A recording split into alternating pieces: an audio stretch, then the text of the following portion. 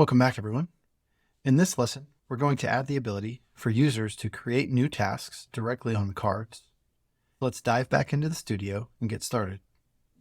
Let's switch over to the Kanban workspace. And in our status card container, let's insert a new element, a button. Note that the button is already styled because the Mullen template comes with a button class, so we'll leave the styling alone so that it looks the same as the rest of the system.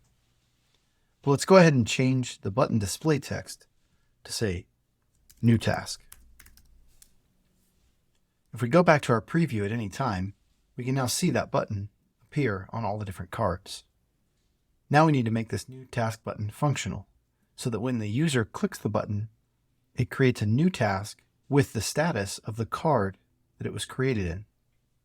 To do that, we'll go to the events of the new task button, and on the click event, we're going to create a new flow. I'll call my new flow create task. And inside of that flow, we'll add a create record action.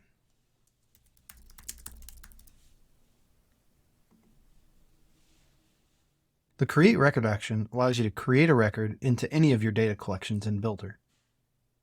You start by selecting the data collection that you would like to add into, in our case, tasks, and then you map the fields for the new record you're creating. For each field, we'll select the field, so let's say task title, and we'll enter the value to bring. By default, the value to bring is assuming you're going to pull it from an element on the page, like maybe an input, but for this purpose, we're going to change it to be static text as the input type.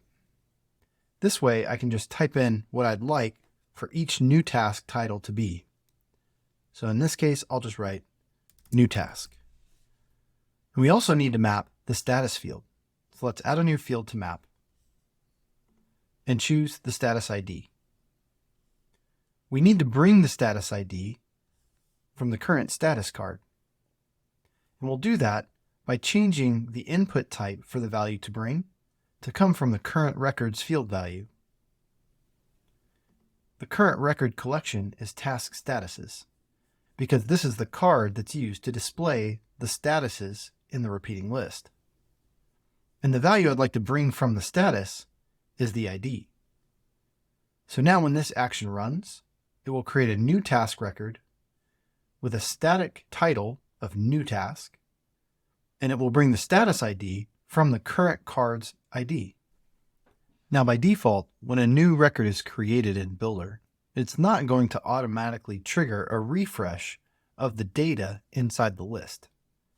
So for instance, if we go take a look at the preview again, and we click on new task, it's not going to automatically refresh the list above it. If I reselect Kanban board so that it refreshes everything, you'll see that we get our new task now. If I add another one, the same thing. I would need to reselect it to refresh that list. But we can fix that. So let's go back into the studio and take care of it. To refresh our list after the create record action has finished, all we have to do is nest the page binding flow inside of our flow. The page binding flow that's built into every page of your project will automatically run every time a page is loaded. And the page binding flow is what will trigger Bildr to know to rerun any setup of the data tab on any elements. So for instance, on our repeating list element, we have the data tab set to get all of the tasks filtered by the current status.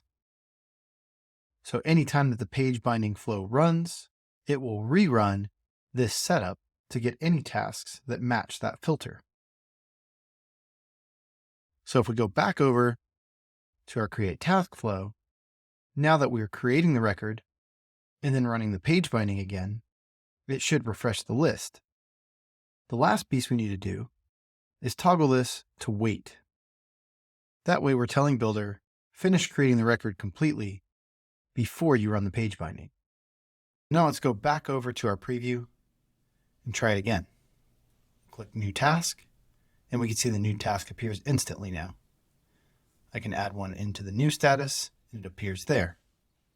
Now that we've got our new tasks adding into each status card correctly, let's take a look at clicking on them to edit the tasks. The great thing is that because we duplicated the task row page to create this page, clicking on one just automatically works to open up the existing edit screen that comes with the Mullen template. However, there are a few things that we should take a look at. When we click Edit and make a change to the task title, when the change happens, you'll see that it actually automatically updates the task row behind it. So if I click Done and close out, it's already there. So let's take a look at how that happens and what made that automatic update occur. We'll also make some changes to the row to make it display a little bit cleaner when on the board. So back in the studio, let's take a look at what's making the task title automatically update. On the status card page, after a new task is created, we ran the page binding to automatically update the list of tasks inside of the status card.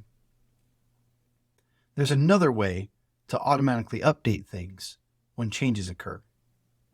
It's called data listeners. And that's what the task row page uses to automatically update when the data is modified. Any page that has a data listener on it will display this icon next to the page name in the studio. You'll also see on the flows, any flow that's run based on a data listener will have this icon inside of the flow row. If we click on data listeners here, or go to page properties, and then the data listeners tab, we can see any data listeners that are set up. So in this case, we're going to run the page binding flow anytime the task collection is modified. You can also limit the way that a data listener executes to only when things are added or removed, or only when certain fields are modified. However, by having no limiter, this data listener is set up to run the page binding flow anytime a task is modified, created, or deleted. If we wanted to have the status card have a similar setup, we can easily do that as well.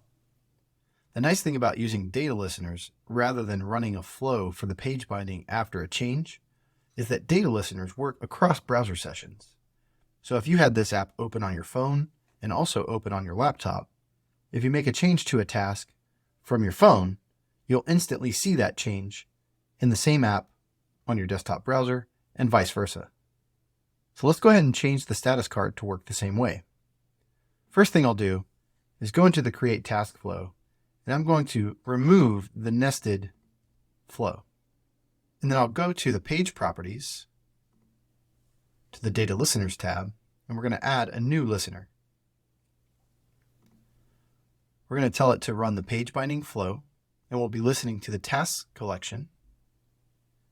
And we do want a limiter. We only want it on add remove, because in this case, we're refreshing an entire list. So changes to individual fields within the data don't need to trigger this listener. Only when records are added or removed from the tasks collection we'll create the listener. Now with that set up, if we go back to our preview and we add another new task, you can see that it automatically added it to the status just like before, but now we're not manually triggering the flow to run the page binding. Now let's make a couple of cleanup changes to the rows. One thing, I don't think we need the notes on these rows in the Kanban. We can see them whenever we edit them. And in this Kanban board, our row width is much smaller than in a full task list. So let's go ahead and delete that element off the page. And also, to save space, let's remove the image that shows that it can be edited. And then let's go back to our preview and see how that looks. So now we can see there's more space for the title of the task. Now also, this dot is really intended to be the status color, but that's also unnecessary considering that we're on a status card when we're reviewing this. So I'll go back again. Let's go ahead and delete our checkbox here. So now we have just the title on each task inside of our status card. All right, so that's it for this lesson.